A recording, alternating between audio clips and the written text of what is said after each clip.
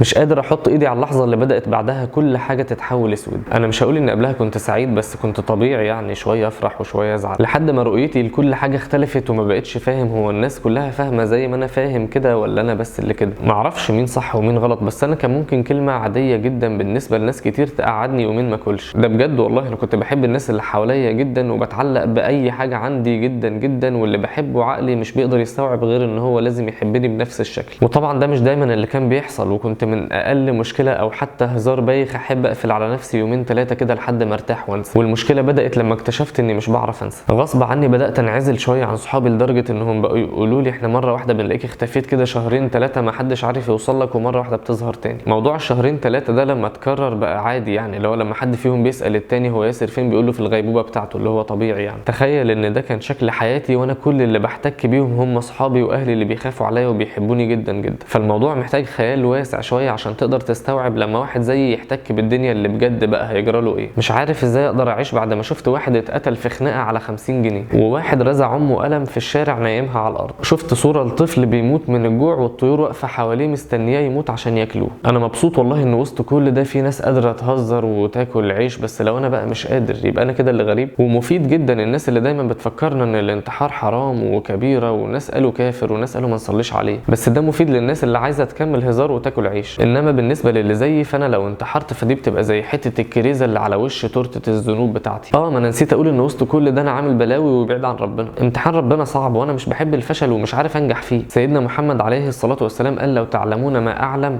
لضحكتم قليلا ولبكيتم كثيرا، من صعوبه الحقيقه اللي احنا عايشينها. ومع ان اغلب الناس في الطراوه وبعيد عن ربنا الا انهم متصالحين مع نفسهم جدا، اللي هو ننبسط دلوقتي شويه وبعد كده اللي يحصل يحصل. عشان مش عارف انا بقى انبسط الشويه دول لاني شايف النهايه سودة بسواد البدايه. الاقي واحد جاي يقول لي اللي انت فيه ده مرض ولازم تروح للدكتور، هو ده كده يعني المرض والمفروض بقى اتعالج عشان ابقى زي باقي الناس؟ لا شكرا مش عايز. انا يا اما اعيش وانا شايف الحقيقه زي ما انا شايفها كده، يا اما انا فعلا ماليش مكان هنا. انا كاني عايش وسط مجانين فاهمين ان انا اللي مجنون. انا لوحدي بشكل مستفزين انا شخصيا، ولو على اللي بيحبوني معلش يستحملوا كمان شويه، هما بيعرفوا يستحملوا، انما انا مش هقدر استنى لحد ما اشوف اللي بيحبوني بيموتوا قدامي واحد واحد. القصه بالنسبه لي دلوقتي مصير محتوم والمساله مساله وقت. بس قبل ما اخد القرار حصل لي موقفين عكس بعض خلوا كل حاجه تتغير تماما. كلامي دلوقتي للي زيي وبيعدي باللي انا عديت بيه يمكن يلاقي حل ويفهم الفكره زي ما انا فهمتها. اول موقف ان حد كنت بحبه جدا وعندي استعداد ان انا اموت عشانه طلع حقير جدا وغير ما انا كنت فاهم خالص. ففهمت ان ناس كتير قوي من اللي احنا بنحبهم ما بيبقوش كويسين قوي زي ما احنا فاهمين، ومنهم اللي ما يستاهلش اصلا انه يتحب او يتزعل عليه، وده زاح عني حمل كبير جدا. تاني موقف ان حد ما اعرفوش خالص استجدع معايا جدا بشكل مش طبيعي بدون ما اطلب وبدون ما يعرف مشكلتي اساسا. في ثانيه حسسني ان وسط السواد ده كله في امل وان في حد عمال يحاول ولوحده كده. اسيبه انا بقى يفضل يحاول لوحده كده؟ والله ابدا، حتى لو هو اخر واحد في العالم بيعمل كده. حبيت اقول له ان كده بقينا اتنين. موقف عمله شفت فيه رحمه وحكمه ربنا، فقلت ما يمكن انا كمان ينولني من الحب جانب. سمعت حاجه كده مش متاكد من صحتها، ان فرعون وهو بيغرق سيدنا جبريل بقى ياخد من رمل البحر ويحط في بقه